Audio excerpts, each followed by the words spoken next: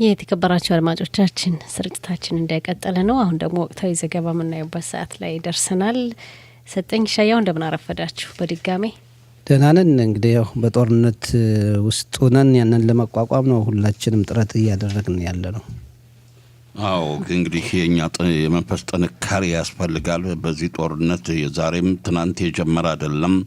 በመጨረሻ ደግሞ ሁሌ ለዘመናት በጦርነት ማንኖርም ወደ ሰላም እንሻገራለን ብለን በእግዚአብሔር እርዳታ እንጠብቃለን። ወርቅነሽ እውነት ነው። አዎ እንግዲህ ጦርነት ያበቃል። መቼም ጦርነት ላይ አይኖርም፣ ሁሌም ያልቃል በቅርብ ብለን ነው ተስፋ የምናደርገው። አዎ መበርታት አለብን። እንግዲህ ህዝብ ሁሉም እየተዋጋ ነው ማለት ይቻላል። ህዝብ እስራኤል ወደ ወቅታዊ ዘገባ ስናልፍ እንግዲህ ሌሊቱንም እንዳላችሁት የሂዝቦላ ድርጅት ከሊባኖስ ኢራንም በጣም በርካታ የጦር መሳሪያዎችን ወደ እስራኤል ተኩሰዋል። ሚሳኤሎች፣ ያለ ሰው የሚበሩ አይሮፕላኖች፣ ሮኬቶች በተለይ በሰሜን እስራኤል ምሽቱን ነው የጀመረው። ምሽት ጀምሮ ሌሊቱን ያለማቋረጥ የማስጠንቀቂያ ደወል ድምጽ እንደተሰማ ነው ያደረው። በመካከለኛውም በደቡብም በመላው እስራኤል ማለት ይቻላል። ሌሊቱን እንግዲህ አዛካ ሰምተን ያው ተነስተናል። እንዴት ነው እንደው የደረሰ ጉዳት በአጠቃላይ እንደው ይሄን በሚመለከት ከሰጠኝን ጀምር እስኪ እንዴት አየኸው? አዎ እንደገለጽሽው ነው እንግዲህ ሂዝቦላ በማገባው ገብቶ ለኢራን አግዛለሁ በሚል አሜሪካና እስራኤል በጥምረት በኢራን ላይ እርምጃ መውሰድ ከጀመሩ በኋላ ነው የገባው ወደዚህ ጦርነት። እዛም የእስራኤል መከላከያ ሰራዊት ለዚህ ምላሽ ለመስጠት አስፈላጊውን ዝግጅት አድርጎ ስለነበረ ወደ ሊባኖስ በመዝለቅ እንግዲህ የሂዝቦላን ድርጅት ይዞታዎች በጣም ለሰፊው በከባድ ሁኔታ እያጠቃ ይገኛል። በተለይ ደግሞ በሊባኖስ ዋና ከተማ ቤሩት ዳህዬ በተባለው ሰፈር ዋናው መናኸሪያው እንደሆነና የአካባቢ በጣም እርምጃ እየተወሰደበት ስለሆነ የሂዝቦላ ድርጅትም የእስራኤልን ጥቃት በመከተል እዛም ለኢራን በማበር እርምጃ እየወሰደ ወደ እስራኤል ሮኬቶችንና ድሮኖችን እየተኮሰ ነው። ባሳለፍነው ሌሊት ብቻ ወደ 200 የሚሆኑ ሮኬቶች እንዲሁም ደግሞ በ10 የሚቆጠሩ ድሮኖችን የተኮሰበት ሁኔታ አለ። ዜጎችን በዛ አካባቢ ሲወጡ ሲገቡ ያው አደጋ መከላከያ ውስጥ ራሳቸውን ከጥቃት ለማዳን ሲጥሩ ያደሩበት ሁኔታ አለ። ከባድ ነው። የእስራኤል መከላከያ ሰራዊት አሁንም ከባድ ጥቃት እየፈጸመ ያለበት ነው። የእስራኤል መከላከያ ሚኒስትር ጥሩ መከላከያ ሚኒስትር እስራኤል ካትዝ አስፈላጊ ከሆነ ከሊባኖስ መሬት ወስደን የዛን አካባቢ ሰላም እናስከብራለን እያሉበት ሁኔታ አለ። ይህ ሁሉ እንግዲህ ከ200 በላይ ሮኬትና ድሮን ተተኩሶ በዛ አካባቢ ብዙ በሰው ላይ ጉዳት አልደረሰም። እርግጥ በንብረት ላይ ጉዳት የደረሰበትን ሁኔታ ሰምተናል። ሂዝቦላ ኢላማቸውን ሊመቱ የሚችሉ ድሮኖችን የታጠቀ ነው። ብዙ መሳሪያ እንዳለው ይነገራል። ባለፈው ጊዜያትም ጥቃት የፈጸመባቸው ቦታዎች እንዳሉ ነው የተነገረው። ሻሮን ውስጥ ከተባለው ቀበሌ እስከ ማዕከላዊ እስራኤል ሮኬቶችን የተኮሰበት ሁኔታ አለ። እንዲያውም በሚያስገርም ሁኔታ ሂዝቦላና ኢራን በጥምረት በአንድ ጊዜ ወደ እስራኤልም ተኩስ የከፈቱበት ሁኔታ አለና ቀላል አይደለም። የአካባቢ ማዕከሉም መላው አገሪቱም በጦርነቱ ምክንያት እያሳለፈች ያለችው ሁኔታ ወርቅነሽ። አዎ እሻያው እንደው በዚህ ትናንት ምሽቱን ጀምሮ ሌሊቱን በነበረው አጠቃላይ ወደ እስራኤል ተሰነዘረ ጥቃት ያንተ የምትለው ነገር ካለን የታየው ባጭሩ ምጨምረው በዚህ ብዙም ባይሆንም ቢሆን ሌሊቱን በሙሉ በሰሜን ክፍለ ሀገር ነዋሪዎቹ ዜጎቻችን በቸምፎይ ብለው እንቅልፍ ነስቷቸው ነው ያደሩ ማለት ይቻላል። ብዛት ያላቸው ሮኬቶችና ሚሳኤሎች ያለ ሰው አውሮፕላን በጥያቄው እንደተነሳሽው የዛ ጩኸትም እንቅልፍ የነሳ ሌሊት እንደሆነ ነው የሚነገረው። በዋናነት እኛ እዚህ ስቱዲዮ ላይ እንደ ጋዜጠኛ ኮነከንት ከምለው በስፍራው በሰሜኑ ክፍል ያሉት በቀጣይነት በምናደርገው ቃለ ምልልስ ይነግሩናል። እና እንግዲህ ከዚህ ላይ አንድ የመከላከያ ሚኒስትር እስራኤል ካትዝ የሊባኖስን በተመለከተ ሰላም እናስከብራለን የሚል ንግግራቸው በሌላ ትርጉማዬ እስራኤል በሊባኖስ ሂዝቦላ ታጣቂ ጦር ካለ ምንም አይነት ህይወት ሰላም ስለማይኖር እንደሳቸው አባባል እስራኤል የሊባኖስ ቅኝ ገዥ አይነት ትሆናለች ነው ይመስለኝ። አሁን የሚደርሰን መረጃም እስካሁን ለሰሜኑ ክፍለ ሀገር በሽብር ጥቃት እስራኤልን በማጥቃት አስቸጋሪ ሆኖ የቆየው በኢራን እርዳታ የሚንቀሳቀሰው የሂዝቦላ ሽብር ፈጣሪ ድርጅት ነው። አሁን እሱን ማራቅ ነው እንግዲህ ከደቡብ ሊባኖስ ከእስራኤል ጋር በሚያዋስነው ድንበር አካባቢ ጭራሹን ሰሜን ሊባኖስ ከሰሜንና እስራኤልና ሊባኖስን ወሳኝ ድንበር አካባቢ ይህ አሸባሪ ድርጅት መራቅ አለበት እና የወታደራዊ ቀጠና ለማቋቋም ታስቧል በመከላከያ ሰራዊታችን። ይህን ይመስላል። አዎ እንግዲህ ያለው ሁኔታ ቀላል አይደለም እንዳላችሁት፣ በተለይ ሊባኖስ ጉዳይ እስኪ ውሎ አድሮ የምናየው ጉዳይ ነው። ሌላው እንግዲህ ጦርነቱ ዛሬ 13ኛ ቀኑን ያዘ። በዚህ በ13 ቀናት ውስጥ እንግዲህ ያሳለፍ ነው በተለይ ለእስራኤል ከባድ ነው። ኢራን የምታነጣጥረው ቀጥታ ወደ እስራኤል ስለሆነ ጦርነቱን አሜሪካና እስራኤል የጀመሩት ቢሆንም እንግዲህ የችግሩ ገፈት ቀማሽ እንደሚታወቀው በቀጥታ እስራኤል ናትና ከባድ ነው። የአሜሪካው ፕሬዝዳንት ጦርነቱ በቅርብ ጊዜ ያልቃል ነው የሚሉት። እንደሚገመተው ይህ ጦርነት መቼ ሊያልቅ ይችላል? ይሻያው በእውነትም ጦርነትም 13 ቀናትን ዛሬ ያስቆጠረ ማለት ነው። በጣም ከቀን ወደ ቀን እየተፋፋመ ነው። የእስራኤል አየር ኃይል በሆነ የአሜሪካ የምድር ጦር የባህር ኃይል ክፍለ ጦር በሆነ የአሜሪካ ቦምብ ጣይ አውሮፕላኖችም በኢራን ምድር የወታደራዊ ተቋማትን እንደገናም የገዥውን የኢራን መንግስትም ተቋማትን እየተከታተሉ እየደበደቡ ናቸው። ተባብሷል ጦርነቱ። አሁን ይህን መቼ በጣም በብዙም የሚነሳ ጥያቄ ነው። መቼ ነው ጦርነት የሚያበቃ? ወደ መደበኛው የዕለት ዕለት ሰላማዊ ህይወታችን መለስ ብሎ ሀገራችን ዜጎች የሚያነሱ ጥያቄ ነው።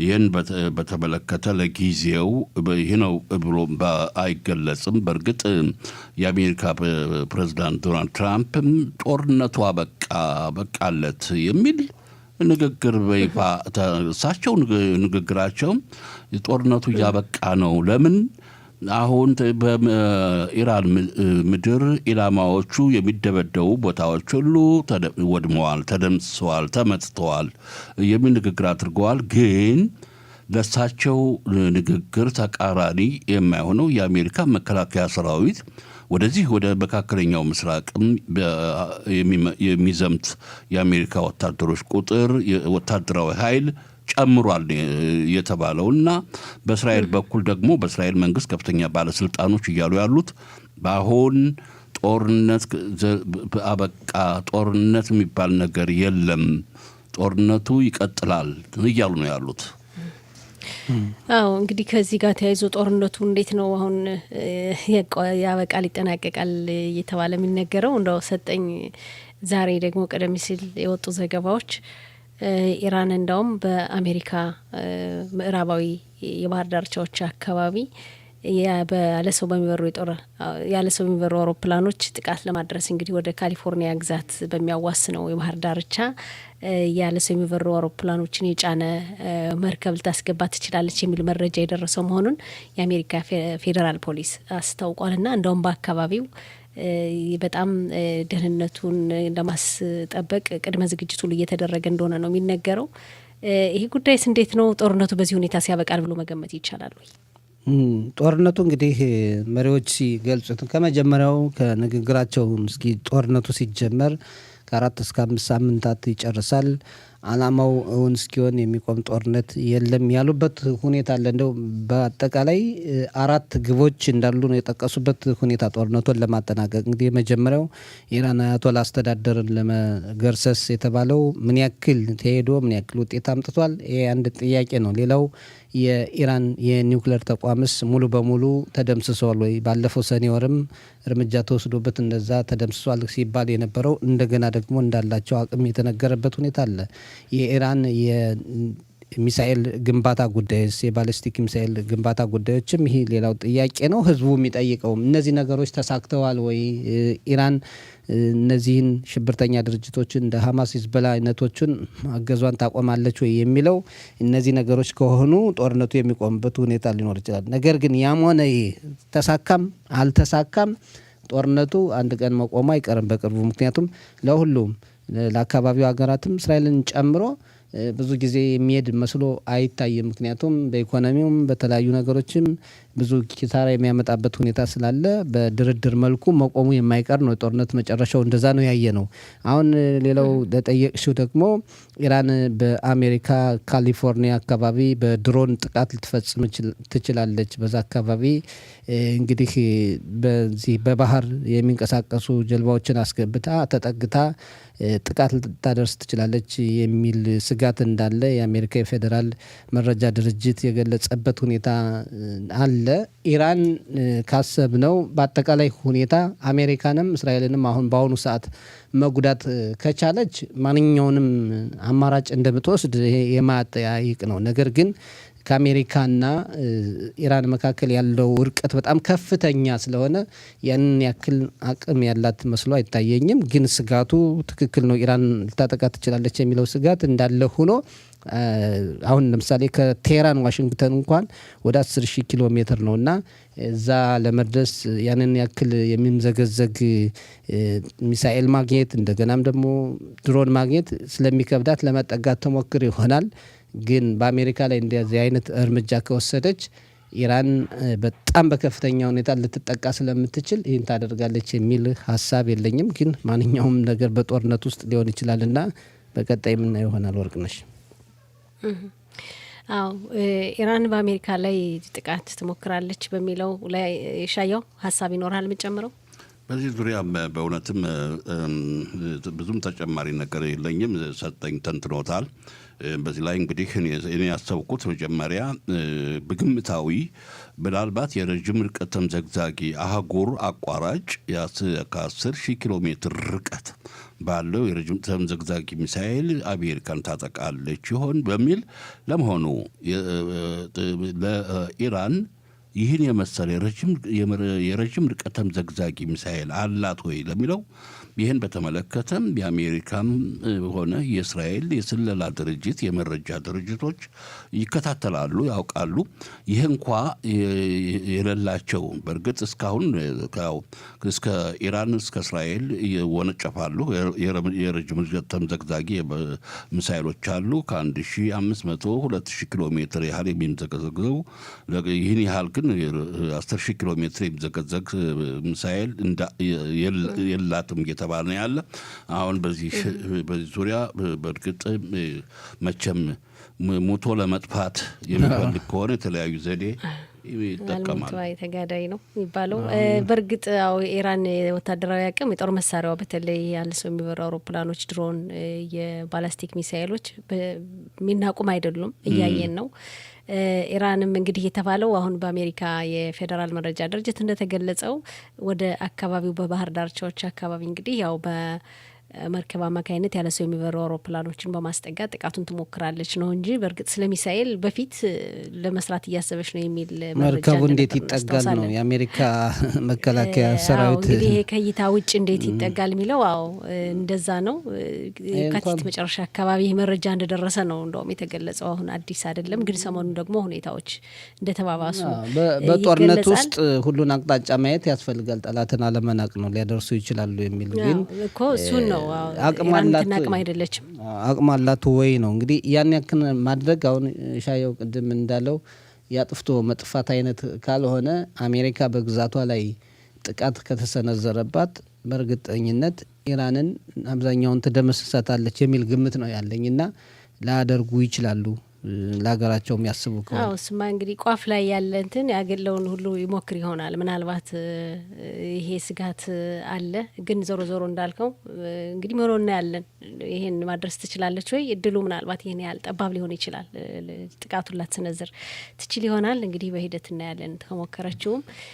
ሌላው ወደ ሀገራችን ተጨባጭ ሁኔታ ስንመለስ በጦርነቱ ምክንያት በትምህርቱም በስራ በኢኮኖሚ ዘርፉም ያው የተለያዩ ችግሮች አሉ ይታወቃል። ትምህርት ቤቶች በሚቀጥለው ሳምንት ይከፈታሉ የሚሉ ዘገባዎች እየወጡ ነው። በትምህርት ሚኒስቴር በኩል ደግሞ ሌላም ውሳኔዎች እንዳሉ እናያለን እና እንዴት ነው ይህ ጉዳይ ሻያው?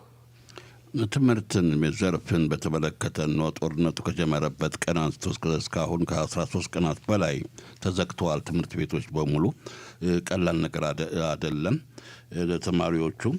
ይህን በተመለከተ የትምህርት ሚኒስቴር ጽሕፈት ቤት ብልሃት ይፈልጋል። በተረጋጋ በብዛት በከፊል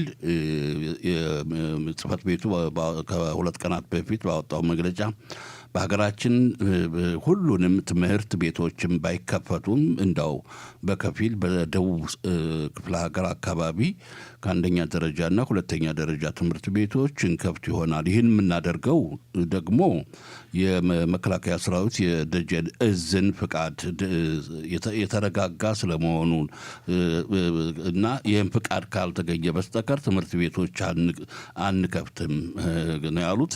አሁን በዚህ ዙሪያ ለወላጆችም ቢሆን ቀላል ነገር አይደለም፣ በችግር ላይ ናቸውና በቀጣይነት የሚደርሱን መረጃዎች የሚያመለክቱት ያው የጸጥታው የሮኬቱ የሚሳኤል ተኩሱን ጨፉን እስካለ ድረስ ትምህርት ቤት በቅርብ አይከፈትም የሚል ስጋት ነው ያለ። ስጋት ነው መቼም ሰላምን ነው ወላጆች ፎይ ብለው በብዙ ሺህ የሚቆጠሩ ወላጆችም ሳይቀር በልጆቻቸውን በመንከባከብ በየቤታቸው ናቸው። በስራ ገበታ እየሰሩ አይደለም እና ጉዳት መቼም ጦርነት ሲባል ብዙ ነገር ጎጂ ነው አይደለ? አይደለም። እሱማ ጦርነት ነው የታወቀ ነው። ሰጠኝ እንደው ትምህርት ሚኒስቴር በሚቀጥለው ሳምንት አንዳንድ ቦታዎች አይቶ ትምህርት ቤቶችን ለመክፈት እቅድ እንዳለው ነው አሁን ያለው መረጃ የሚያመለክተውና ይቻላል አሁን ባለንበት ሁኔታ? በእኛ አስተሳሰብ ከሆነ የሚቻል ነው ብዬ አላስብም። ግን ትምህርት ሚኒስቴር ደግሞ በአንዳንድ እንዲህ ብዙ ችግር በሌለባቸው አካባቢ ቢከፈት በሚል ሀሳብ አቅርቧል። ግን የትምህርት ሚኒስቴርም ራሱ ያው አፕሊኬሽን እንደገለጹት ያው ልጆችን አደጋ ውስጥ በሚጥል ሁኔታ ትምህርት ቤት ላንከፍት እንችላለን ብለዋል። ሀሳቡ እንግዲህ ከቀረበ በኋላ ደግሞ የከተማ መስተዳድሮች ነው እንግዲህ ትምህርት ቤቶችን የሚያስተዳድሩትና አንከፍትም እያሉ ነው ያሉ በአብዛኛው ያሉት። ምክንያቱም በዚህ ሁኔታ ትምህርት ማስጀመር የሚቻልበት ሁኔታ እንደሌለ ነው። እንግዲህ የትምህርት ሚኒስትሩም ትላንትና እንደገለጹት ከሆነ እስከ ዛሬ ከሰዓት በኋላ ወይም ደግሞ እስከ ትላንትና መሰለኝ ከሰዓት በኋላ የደጀን እዙ አስፈላጊ ነው መክፈት ይቻላል ብሎ ካሰበ ከተናገረ ነው ትምህርት ቤቶችን የምንከፍተው ነው ያሉ። እስካሁን እንግዲህ የወጣ በዚህ በደጀን እዙም ዙሪያ ትምህርት ቤቶች ይከፈቱ የሚል መግለጫ ስላልወጣ ትምህርት ቤቶች የሚከፈቱ መስሎ አይታይም። እስከ ሞት ሻባት ያለው ሁኔታ ባለበት የሚሄድ መስሎ ነው የሚታየው። ችግር አለ። በርቀት ማስተማሩም በዙም ማስተማሩም ራሱ ሁሉም ልጆች ቤት ስለሆኑ ሁሉንን በተመሳሳይ ጊዜ ማስተማሩ ከባድ ስለሆነ ይህም ራሱን የቻለ ችግር ነው ያለበት። በአሁኑ ሰዓት እንደው ትምህርት መክፈቱም ብዙ ውጤት ያመጣል የሚል እምነት የለኝም በእኔ በኩል። ስጋቱ የበለጠ ነው የሚሆን እንደተባለው በጉሽዳን አካባቢ ምንም ቢሆን ትምህርት ቤቶች እንደማይከፈቱ ነው የወጡት መረጃዎች ዛሬ ከሰዓት በኋላ የሚያመላክቱት። ግን እንደተባለው ደግሞ ከሁኔታዎች ጋር የሚታይ ነው። ኢኮኖሚውን በተመሳሳይ እንደዛው ነው እና ሰጠኝ በኢኮኖሚው ላይ ያለው ሁኔታ ብዙ ሰዎች አሁን ወደ ስራ እየወጡ አይደለም። የተለያዩ አቤቱታዎች ይነሳሉ። ያልሰሩ ሰዎች እንዴት ነው የሚሆነው? መንግስት አሟልቶ ይከፍላል ወይ ድጋፍ ያደርጋል ወይ ስራ ላልወጡ ሰዎች? እዚህ ላይ ብዙ ጥያቄ እየተነሳ ነው። አሁን እንደጠቀሽው ብዙ ሰዎች ልጆችንም የሚይዟሉ ቤቱ ነው ሳይሰሩ ሀላት መውጣት ያለባቸው ሰዎች ይወጣሉ። አንዳንዶች ደግሞ የግድ ሂዩን የተባለው መስራት ያለባቸው ቦታዎች ካሉ ደግሞ እየሄዱ የሚሰሩበት ሁኔታ አለና አጠቃላይ መንግስት ይህን ያክል ገንዘብ እንከፍላለን ለእያንዳንዱ ብሎ ይፋ ያደረገው ነገር የለም። የወጣ በዚህ ለሀላት የሚከፈል ነገር አለ። በቢትዋህሎሚ ድርጅትም እየተነጋገሩበት እንደሆነ ነው የተገለጸው ሰሞኑንና በክፍያው ዙሪያ ገና ብዙ ጥያቄዎች የሚነሱ ነው። የንግድ ተቋማት ያላቸው አሉ እየሰሩ አይደለም በሙሉ አቅማቸው። አንዳንድ የተወሰኑ ነው የሚሰሩ። ለእነዚህ ሁሉ መንግስት ማሰብ ያለበት ነው። ካሁን በፊትም ቅራኔዎች በብዛት ሲሰሙበት የነበረበት ሁኔታ ነው። በሌላ በኩል ደግሞ የዕለት የዕለት ከዕለት እንቅስቃሴ ስለሌለ ከዕለት ለዕለት ሰርቶ የሚያገኘው ሰው እየተጎዳ ያለበት ሁኔታ አለ። ኢኮኖሚው እንደተናገርነው በዚህ በጦርነቱ ምክንያት በጣም እየተጎዳ ነው። ይሄ በእስራኤል ብቻ ሳይሆን በአካባቢው ሀገራትም ጦርነቱ ያለበት ሁኔታ ነው። ኢራን በእስራኤል ብቻ አይደለም እየተኮሰች ያለችው። ዛሬ እንኳን ሳይቀር ወደ ኩዌት፣ ዮርዳኖስ፣ ባህሪን፣ ዱባይ ትላንትና ደግሞ በታይላንድ መርከብ ላይ ጥቃት የፈጸመችበት ሁኔታ አለና የአካባቢው ኢኮኖሚ ችግር ከፍተኛ ነው። ለየት ያለ መፍትሄ የሚያስፈልገው ነገር ነው ወርቅነሽና ይሄ ነገር ካላለፈ ቆየት ብሎ በኢኮኖሚ ላይ ሌላ ጫና መፍጠሩ አይቀርም። አሁንም ከመንግስት መስሪያ ቤቶች ተቀንሶ ለመከላከያ ወደ 30 ቢሊዮን ሸቄል የሚመደበው ዞሮ ግብር ተከፍሎ ምናምን የሚሟላ ነው የሚሆንና ዞሮ ወደ ዜጎች መምጣቱ የማይቀር ነው። እንግዲህ በቀጣይ የሚሆነውን ነው የምናየው። አዎ ይሻያው በዚህ በኢኮኖሚው ላይ መጨምረው ሀሳብ በዚህ በእውነትም በቀጣይነት የምንከታተለው ነው። እንግዲህ በስራ አጥን መሆን ቀላል አይደለም። የቤተሰብ መስተዳደሪያ ኢኮኖሚ መንግስት ሊያስብበት ተብሎ ይጠበቃል። ቀላል አይደለም። ይህ የመጀመሪያ ጊዜ አይደለም።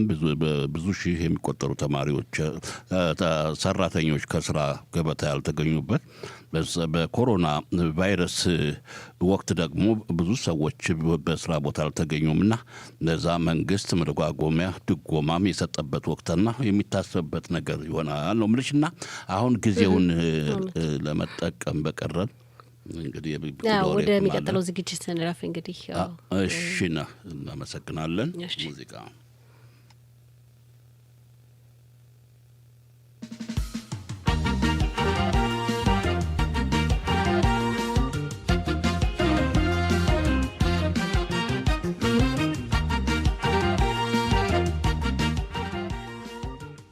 አሁን ባለን ጊዜ የመከላከያ ሰራዊታችን የደጀን እዝ ፒቁድ አውሬፍ ያለው መመሪያ ምን ይመስላል?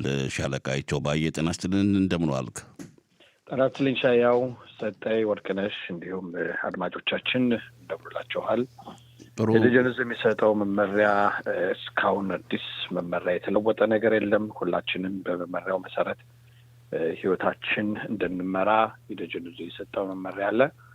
ምናልባት አንዳንድ አካባቢዎች ላይ ብዙም ተምዘግዛጊ ሮኬት ሚሳይሎች የማይተኩሱባቸው የማይሰሙባቸው አሉ። አንዳንድ ቦታዎች ደግሞ በብዛት የሚወነጭፉባቸው አሉ። እንደ ምሳሌ አድርገን ብንሰጥ የሰሜኑ የሀገራችን ክፍል ብናይ ትናንትና ብቻ 200 ያላነሰ ሂዝቡላ ሽብርተኛው ሮኬት ሚሳይሎችን ያስወነጨፈበት ሁኔታ አለ።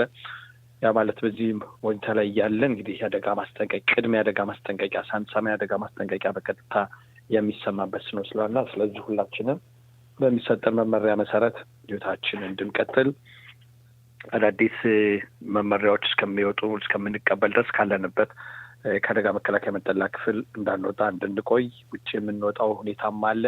የተለያዩ ድግሶችንም የተመለከተ ሁኔታ አለ። እስካሁን ድረስም የተነገረው ሁኔታ እስከ 50 ሰው ማስተናገድ የሚችል የስራ ቦታም ወይም የተለያዩ ድግሶች፣ ማህበራዊ ስብሰባዎችም ሊሆኑ ይችላሉ።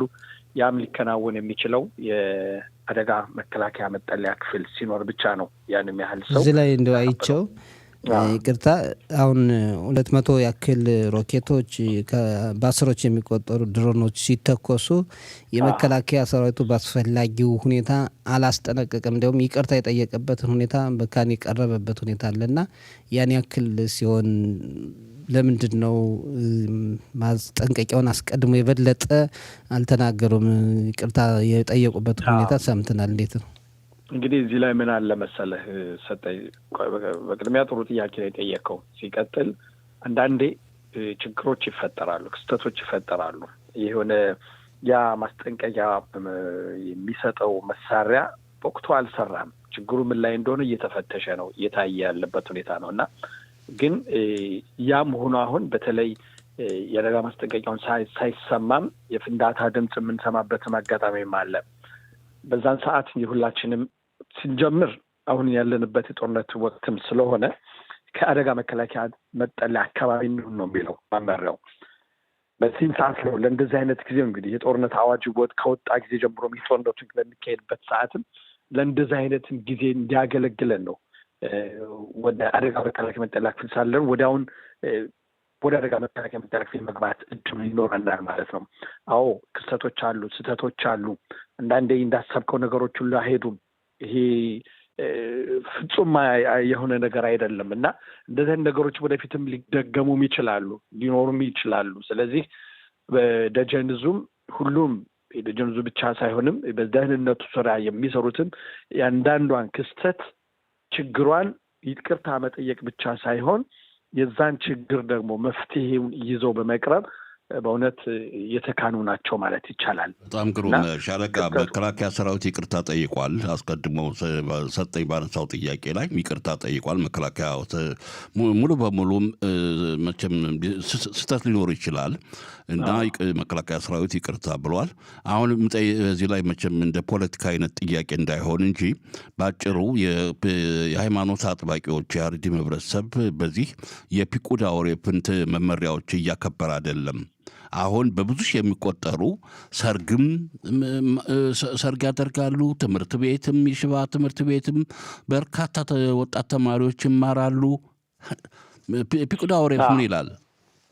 እዚህ ላይ ምን አለ መሰለህ ሻያው የጠየቀው ጥያቄም ጥሩ ጥያቄ ነው። የሰጠሁም ምሳሌም እውነት ነው። እንግዲህ ምንድን ነው የሚባል አንዳንዴ እንደ እውነት ትንሽ ካለው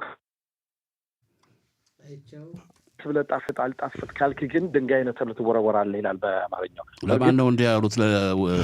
ለማን ነው? እንግዲህ ነው ለጥሬ ጨው ነው እንደዚህ ያሉት? ይሄ ለድልሁም ለጥሬ ጨውም ለድልሁም አይቼውን ነው እንደዛ ያሉት። ብቻ እንደዛ የሚባል አባባል አለ። በእርግጥ እኔ አሁን እንደዚህ ስናገር አንዳንድ ጊዜ ምንድን ነው በእኛ በደጀን ዞን እንዲህ ብለን እንድንናገር አይፈቀድልንም። ማህበረሰቡን የግድ የማማበል የማስረዳት ነገር ግን አንዳንዴ ደግሞ ቆይ በዚህ አካባቢ ችግር አለ፣ ችግር ሊከሰት ይችላል፣ አደጋ ሊያመጣ ይችላል፣ እንደዚህ ነገር አታድርጉ ስንባል ሆን ብለን እናደርጋለን ብለን ከሄድን ካደረግነው ችግሩ ከደረሰብን በማለት ልንመጣ ልናነክስ ነው። ይሄ እኮ ከመመሪያው ውጪ መሆን ከሀገሩ ውጪ መሆን ይሄ ማንን ነው የሚጠቅመው? ችግር ላይ የምንጠለው ሻለቃ በዚህ የሚነሱ ጥያቄዎቹ ከጋዜጠኛም አንተም የፒቁዳ ኦሬፍ የደጀን እዝ ቃል አቀባይ እስከሆንኩ ድረስ እንግዲህ የሚነሱ በሚዲያ በሬዲዮ በቴሌቪዥን የሚነሱ ጥያቄዎችን ደግሞ ለደጀን እዝ አድርስልን። ለማጠቃለያ አይቸው እንድታየው አሁን ትምህርት ከመከፈቱ ጋር በተያያዘ የሚቀርቡ ነገሮች አሉ። የትምህርት ሚኒስቴር የፊታችን እሁድ ትምህርትን በአካል በመደበኛ ሁኔታ ለማስጀመር ያለው ፍላጎት በፒቁዳ ኦሬፍ ወይም በደጀን እዙ መመሪያ የተመሰረተ ነው ያለበት ሁኔታ አለና ለውጥ አለ ወይ? ሰጠ ቅድም ውይይታችሁ ላይም አዳምጫለሁ። አንተ አንዴ እዚህ ስትወያዩም የተናገርከው ነገር አለ። ያ የተናገርከው ነገር ምንድን ነው? እስከ ቅዳሜ ማታ ድረስ የተሰጠ መመሪያ አለ። እስካሁን ድረስ ምንም አዲስ መመሪያ የወጣ የለም። ያ ማለት እንግዲህ ቅዳሜ ማታ ምናልባት አዳዲስ ነገሮች ሊመጡ ይችል ይሆናል። ቅዳሜ ማታና እሑድ ጠዋት በሚኖረን ስርጭት ላይ አዳዲስ ነገሮች ካሉ ይዘን ቀርባለን። ነገር ግን በዚህ ላይ አሁን የደጀን እዙ ያወጣው መመሪያ ምንድን ነው? እስከ ፊታችን ቅዳሜ ማታ ድረስ ምንም አይነት የትምህርት አሰጣጥ ሁኔታ አይኬድም። ሁኔታው ተገምግሞ ሁኔታው ታይቶ አስፈላጊ ከሆነ ሰላም ካለበት ቦታ ደህንነቱ የተጠበቀ በሆነ ቦታ ካለ የትምህርት ሚኒስቴርም ሆነ የደጀን እዙ ሌሎች የደህንነት ክፍሎችም አዲስ መመሪያ ያወጣል፣ እንቀበላለን። አዲስ መመሪያ እስኪቀበል ድረስ ግን አሁን ያለው ሁኔታ የትምህርት አሰጣጡ ሁኔታ እንዳለው እስካሁንስ እንደሚሄደው ነው የሚሆነው። ትምህርት ቤት ወደ ትምህርት ቤት ገበታ ተመልሶ ልጆች የሚማሩበት ገና አልታየም። እንደተገመገመው መጀመሪያ ግምገማ እንደደረሰው እስከ ቅዳሜ ማታ ድረስ ያለው ይሄ ነው። ቅዳሜ ማታ በኋላ ሌላ ነገር ሊኖር ይችላል። ዋናው ነገር የደጀን እዝ የሚሰጠውን መመሪያ ተግባራዊ እናድርግ። የደጀን እዝ መመሪያ ህይወትን ያድናል። ሁላችንም መመሪያውን መሰረት ይዘን ራሳችን ካደጋ እንከላከል። ጥሩ እንግዲህ ከፈቀድክልኝ ሻለቃ ትቼ ጓድ አይቸው ነው የምል። እንግዲህ እናመሰግናለን። የቀረቃለን እናመሰግናለሁ። መልካም ቀን ይሁን። ቻው። እሺ፣ ሰላም ናገራቸው።